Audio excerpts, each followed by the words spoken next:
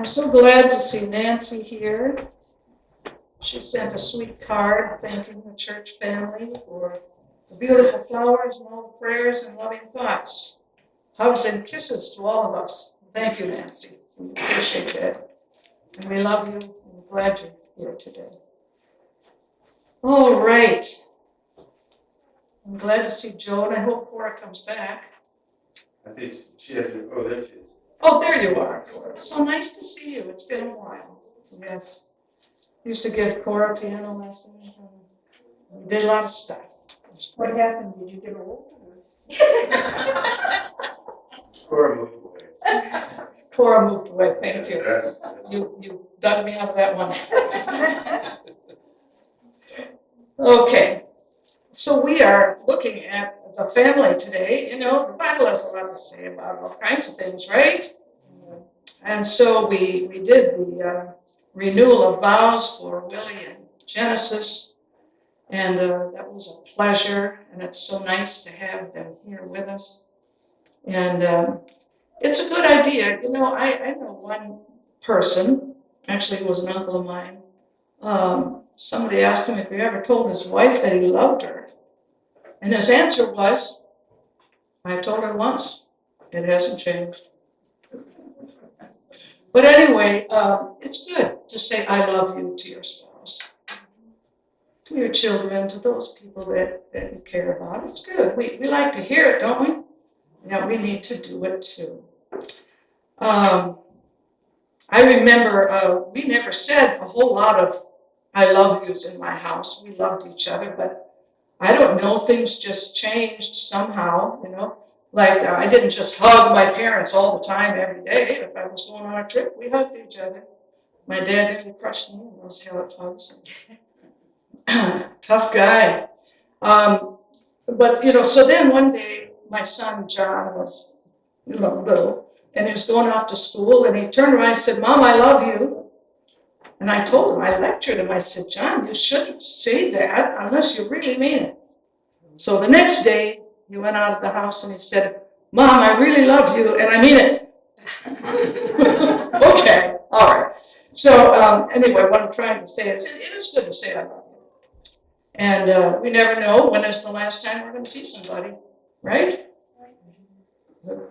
Strange things happen. And so let's keep our relationships up. All right, so I am going to talk about the family. You know what? Everybody wants to be successful in this life.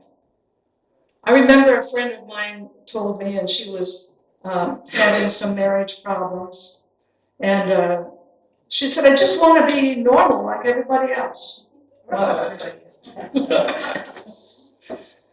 Well, I guess she was being normal.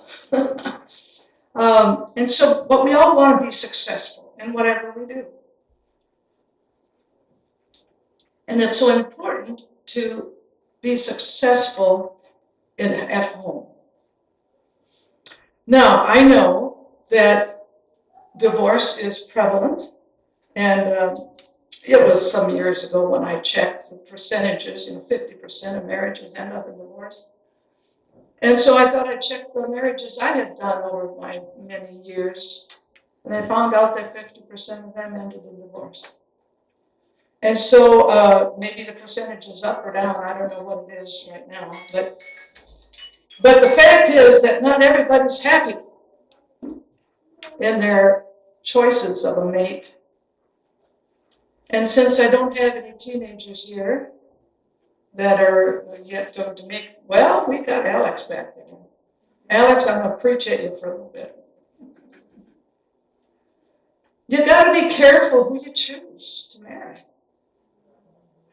You don't just marry for frivolous reasons. You've got to know the person, and you've got to know that a lot of people get married because they start a physical relationship first. Mistake. Not only a mistake, but sin. I mean, of course, people don't hear that anymore, but that's fornication is any sex outside of marriage. I don't care what kind you're talking about. And so marriage is ordained by God. You see it in the beginning of Genesis. For this reason, a man will leave his father and mother and cleave to his wife, and they two shall be one flesh. It is the plan of God. That's God's family plan. And I was just reading on the internet, because I looked up the subject to see what they are all saying out there. And I'd like to hear what they're saying out there. And it was kind of discouraging. Because there were some articles that said that the nuclear family is a mistake, and we shouldn't really be promoting that. So I don't know what they want. They just want everybody individualized. I saw this. Everybody's doing their own thing. The kid and mom and dad, maybe they're not together, maybe they are, but everybody's doing their own thing, and that's how it should be, they say. That is not the recipe for success in relationships, especially in the family, in the home.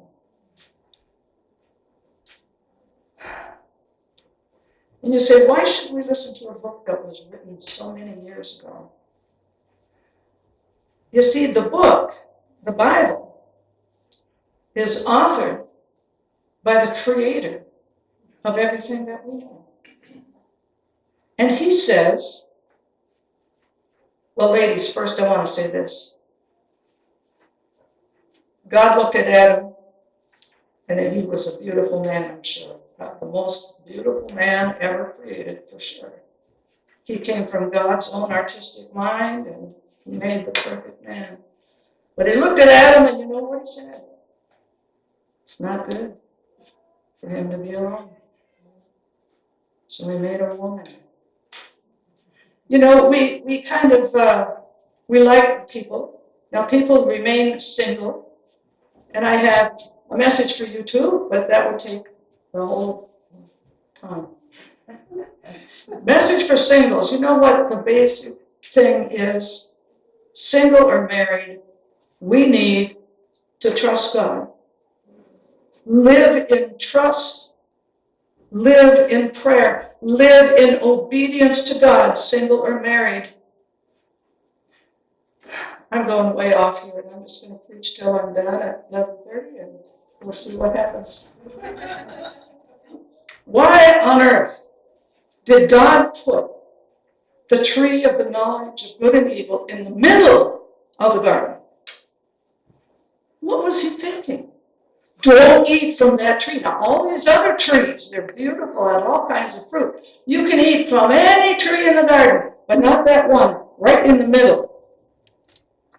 Why did he do that? He gave one command. Do not eat from that tree, because when you do, you will die. And when they did, those human bodies meant to live forever began the death process.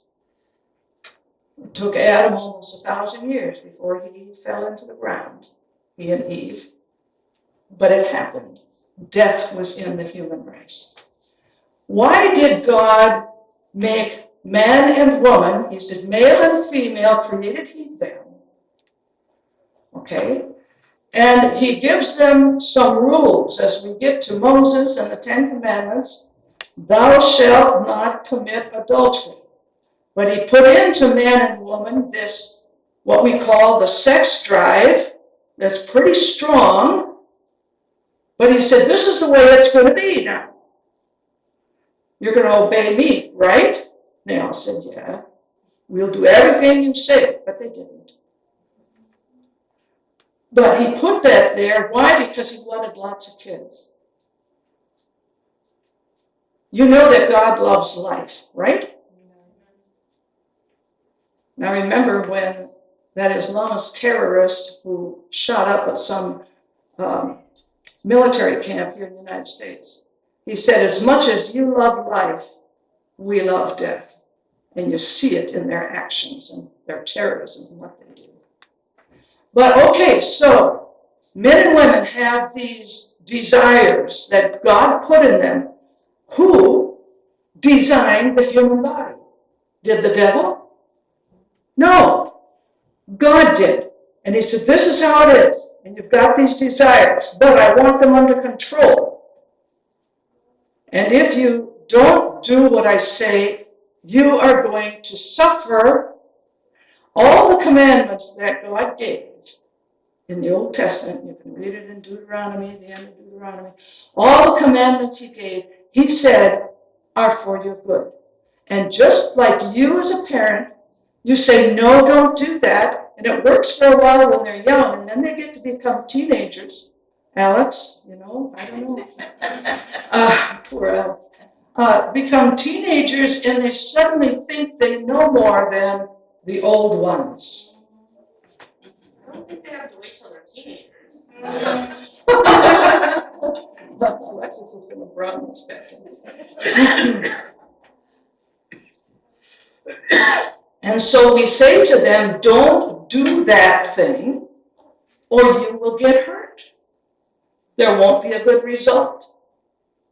And so the commands that good parents give their children are for their own good, right? And so God gives some simple commands in the 10 Commandments. Don't go killing people. Don't take what's not yours. Don't steal. Don't lie. And he's got a bunch of don't covet. Okay, so your neighbor got rich. Well, he shouldn't have that much money. I don't have that much money. I'm living in a modest house. I want what he has. So take what he has. Oh, I'm getting political now. Okay. Like Lennox says, I'm skating on thin ice, but I'll skate fast. That's good. All right, so anyway, let's turn the page. That's another good line these days. Turn the page. Okay. Christian men, what are you supposed to do? How are you supposed to be a good Christian man? Again, it's very simple. Get married if you are inclined for that. Maybe you want to stay single, and that's fine, and that's good. But if you want to have a family, get married and stay married. And no fornication and no adultery. Okay, that's a Christian man. And be a good father. Don't lie to your kids or your grandkids. And be honest. You say, well, that's pretty easy. Yeah, and it's easier when you read the Bible every day. We all need to read the Bible every day because we forget a lot of things. And sometimes when we get mad at people, we forgot what the Bible said, how to handle the situation. So we got to read some more. Okay. And be malleable on the hand of the Creator. What am I saying? Don't say to him, I don't care if you said it, I'm not doing it. You say, does anybody do that? Of course, people are doing it all the time, every day. I don't care. I don't care what God says. So give God his proper honor and due and obey. There are rules of life. Teach your children the Bible. Lead your family in prayer. Sometimes men say, oh, I can't do that. Of course you can. You can talk, can't you? Can you talk? Yes. Okay, talk to God at the table and thank him for the food. Ask him to bless your family, bless the food. Simple words. God is not interested in flowery prayers that don't come from our heart. He wants us to talk to him. And teach your children the Bible. I want to talk here, and I'm going to go over here and talk about the Christian home. Women, you're supposed to do the same thing. Be a godly woman, a woman who loves God and obeys God, is true to her husband, honors him, respects him. Now here is this. We need to set time as a family. The old term for it was family altar. means a time of gathering at some part of your day. What time of day? I don't know, the Bible doesn't tell us. But it does tell us in Deuteronomy that we're supposed to talk about God and his commands as we're walking with our children down the road, as we're sitting down to eat, as we are just going about daily living. Should not be relegated only to church, Sunday school, or whatever is happening. Has to be in the home. And father and mother need to be God conscious and making sure their child is. I just have some tips here. Set a definite time. Why? Because it's not going to get done if you don't. You realize that if you don't put something on the calendar, at least that's the way it is for me, it's never going to get done. Donna and I were going to go see a friend of ours in the nursing home, and we didn't go for a long time. We put it on the calendar finally, and we went. And it's still on the calendar. Yes, we've got to keep on doing it. So you've got to put this in your day schedule. Where's it going to be? Set a definite place. Is it going to be at the table or maybe after a meal and then get into a comfortable place and spend some time? Make it simple. You don't have to be a theologian. If you have small children, take out the children's Bible and sit down and read out of the children's Bible to the children. And guess what? As you read that children's Bible to your children, you are learning also. I had a preacher who was seeking his credentials, and I was in the meeting interviewing him along with some others, and he mentioned the children's Bible, that he learned so much reading that with his kids. So I highly encourage it. Amazon.com and Christian Book, they have all kinds of marvelous Bibles and devotionals. You need to get one if you don't have one. Come with an attitude of love and joy and peace. And this family altar, daily, is a good place to settle differences. You know that your kids see when mom and dad are at odds. And that family altar should be a time when mom and dad make nice, make it better, discuss it, apologize to one another, do whatever, because that sets the cement in that home and lays that good foundation where the child is secure, knowing mom and dad are okay. You're going to have differences of opinion. You do know that, don't you? Everybody said, yes, amen. You know, John and I had a difference of opinion once. We were in a church, and because I was pastor, it wasn't this church, because I was pastor, and John had one opinion, and I had another, and some non-consequential thing. They felt we were having problems. John has a mind of his own, and so do I, and usually, in our case, he's right. Usually, I'm just saying that's the way it is. But sometimes I'm right, John? I coached him. Okay, so there needs to be that Bible teaching, prayer at home. You do know that your kids, when they get a phone, they have the whole world before them on that phone. And they are hearing lies, and they're hearing, there's great stuff on the phone. I listen to Bible teachers and preachers on the phone. I love it. But there's the devil's in there too. You know that, right? And unfortunately, I hear from some who have teenagers in their home that these teenagers are really brainwashed by the things they watch and listen to. And they're not listening to mom and dad. They're not. Unless you have a great, firm, biblical foundation, they're going to have a worldview that you don't even recognize. Where did they get that? What happened here? It's because the social media brought them up, not you. Think about it.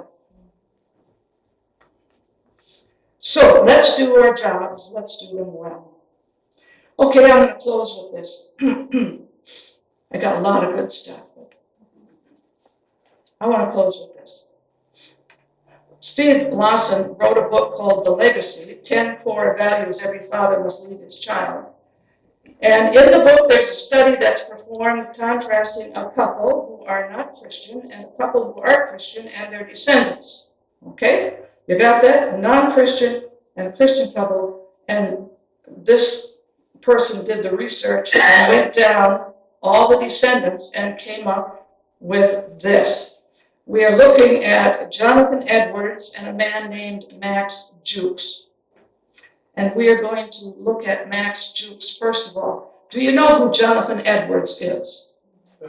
Okay, he was a great preacher, and he was also a very powerful man, and there was a great revival under him in those years. He wrote Sinners in the Hands of an Angry God. That was his most famous sermon. All right, so anyway, so we're going to contrast those guys. Max Jukes, first of all. And he was an atheist. 440 lives of outright debauchery, sinful living. These are his descendants, okay? 310 paupers and vagrants, 190 public prostitutes, 130 convicted criminals, 100 alcoholics, 60 habitual thieves, 55 victims of impurity, 7 murderers. The total cost of their making their journey down here on earth to the state of New York was $1,200,000. Okay, now we're going to look at Jonathan Edwards and the legacy that he left in his descendants. 300 clergymen, missionaries, or theological professors, 120 college professors, 110 lawyers, 60 physicians, 60 authors of good books, 30 judges, 14 presidents of universities, numerous giants in American industry, 3 U.S. congressmen. Choices and decisions make the impact on the legacy that you and I are going to leave. Our children are our dearest possessions, and they need our care, guidance, and direction. Do not leave it to anybody else, or the social media, or the gadgets and the electronics. Don't let that or them raise your children. And so I say, we need to pray for our kids. And now John and I are praying for our kids and our grandkids. And we need to still be a beacon of light to them that never ceases. Let's lead them onward and upward so that they walk right into the kingdom of heaven and into the arms of our blessed Savior, Jesus Christ.